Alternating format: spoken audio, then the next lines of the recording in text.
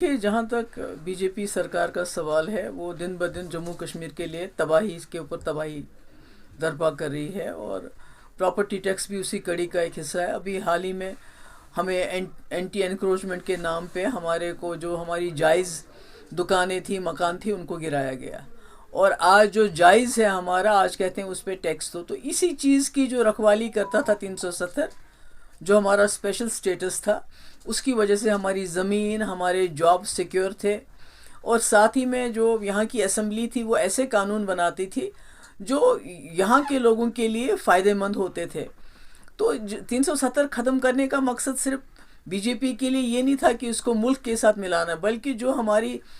Safe guards تھے Indian constitution کے under, جو ہمارے سیف گارڈز تھے، ان سب کو ختم کر دیا۔ اور آج جو کام یہاں کی سرکار کو کرنا چاہیے، اسمبلی کو کرنا چاہیے، جو کل کو بن جاتی ہے، وہ کام مجھے نہیں سمجھ آتا ہے کہ یہ جو بی جے پی کی جو سرکار دلی میں بیٹھ کے کس طرح ایک فرمان کے بعد دوسرا فرمان، اس کے بعد تیسرا فرمان جاری کرتے ہیں۔ لوگوں کی حالت خراب ہے۔ 2019 کے پہلے 32 سال ہمارے یہاں ملیٹنسی رہی، اس کے بعد 2019 کے بعد تباہی۔ ابھی دیکھیے جموں میں رگناتھ بازار کا حال دیکھیے، وہاں کتنی تباہی ہے، وہاں کوئی چلتا نہیں ہے، کوئی خریداری نہیں ہے۔ کشمیر میں دیکھیے، سری نگر شہر کو دیکھیے، جن کو یہ بولتے ہیں ٹیکس، ایک ایک گھر میں 4 فیملیز رہتی ہیں۔ کسی بھی قصبے کی حالت دیکھ لیجئے، قصبے تو اس پوزیشن میں ہی نہیں ہے کہ وہ جہاں رہتے ہیں، جس گھر میں رہتے ہیں، اس کے اوپر اب پراپرٹی ٹیکس بھی دیں گے۔ دکانیں، ہماری دکانداروں کی دکانداری نہیں چل رہی ہے اس وقت، تو نوکریاں لوگوں کو مل نہیں رہی ہیں۔ پرائیویٹ سیکٹر ہمارے پاس ہے نہیں، پرائیویٹ سیکٹر کے نام پہ باہر کے لوگوں کو ہزاروں کنال زمین دی جا رہی ہے، اور یہاں کے لوگوں کو دن بدن تنگ کیا جا رہا ہے۔ تو یہ نہیں چلے گا، یہاں کے لوگوں کو جو ہے اس میں ریزسٹ کرنا چاہیے۔ جیسے میں نے پہلے بھی کہا ہے کہ you have to resist to exist, کہ یہ اپنی منمانی ان کو نہیں چلنے دینی چاہیے، لوگوں کو بات کرنی چاہیے، بڑے پرامن طریقے سے بتانا چاہیے کہ ہم اس پوزیشن میں نہیں ہیں کہ ہم اس قسم کے ٹیکسز ادا کر سکیں۔ میں نہیں کہہ سکتا کہ برا ہے، کیونکہ ہندوستان میں ہر سٹیٹ میں ہے اور دنیا میں، لیکن اگر ہمارے حالات جموں کشمیر کے آج سے 33 سال پہلے کی طرح ہوتے تو مجھے کوئی تکلیف نہیں ہوتی، اور کسی کشمیری کو یا کسی جموں والی کو ٹیکس دینے میں کوئی تکلیف نہیں ہوتی۔ لیکن گزشتہ 33 برسوں سے جموں کشمیر جن حالات سے گزر رہا ہے، سیاسی حالات سے، اقتصادی حالات سے، جو ملیٹنسی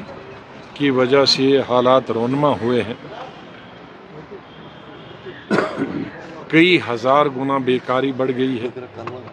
بے روزگاری بڑھ گئی ہے، لاکھوں ہمارے نوجوان لڑکے اور لڑکیاں ایم اے، LLB، BA، PhD کر کے گھروں میں بیٹھے ہیں، ڈیولپمنٹل کام ٹھپ ہے،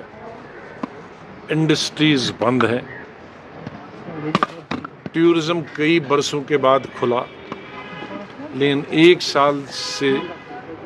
ایک سال ٹورزم کھلنے سے یا 5 سال ٹورزم کھلنے سے 33 سالوں کا جو ہمارا ٹورزم نقصان ہوا ہے وہ پورا نہیں کیا جا سکتا۔ ہوٹل والوں نے، شکارہ والوں نے، دکاندار والوں نے، دکاندار چلانے، سامان لینے والوں نے، بزنس والوں نے جو لون لیا تھا 33 سال پہلے، وہ کئی ہزار گنا بڑھ گیا ہے، اسے اتارنے میں کئی سال لگیں گے۔ ہمارا فروٹ تباہ برباد ہو گیا ہے، فروٹ انڈسٹری، فروٹ کی قیمت بازار میں آلو سے بھی سستی ہو گئی ہے، اس لیے اس کا بھی کوئی فائدہ نہیں۔ ہینڈی کرافٹ تو بالکل، ایکسپورٹ تو بالکل ہی ختم ہو گیا ہے،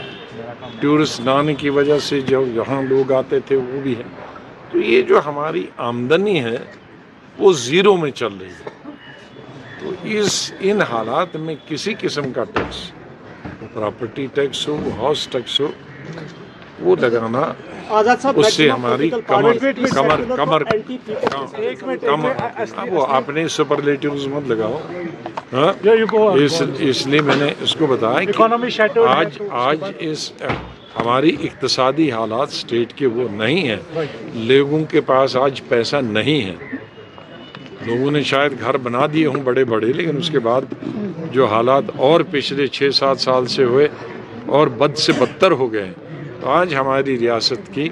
اقتصادی، سیاسی، معاشی حالات وہ نہیں ہیں کہ یہاں کے عوام بجلی کے زیادہ پیسے دے سکتے ہیں یا پانی کے زیادہ دے سکتے ہیں یا ہاؤس ٹیکس دے سکتے ہیں، پراپرٹی ٹیکس دے سکتے ہیں۔ میں ان چیزوں کے خلاف نہیں ہوں، لیکن حالات نہیں ہیں۔ شاید 5-10 سال ہمارے حالات ٹھیک ہو جائیں گے۔ ہم جانتے ہیں کہ جو بھی ٹیکس آئے گا ہماری بہبودی کے لیے ہوگا، ہمارے بچوں کو اس کا فائدہ ہوگا، لیکن اس کے لیے تو ہم اس قابل ہونا ہی چاہیے نا وہ ٹیکس دینے کے لیے۔ بہت بہت شکریہ۔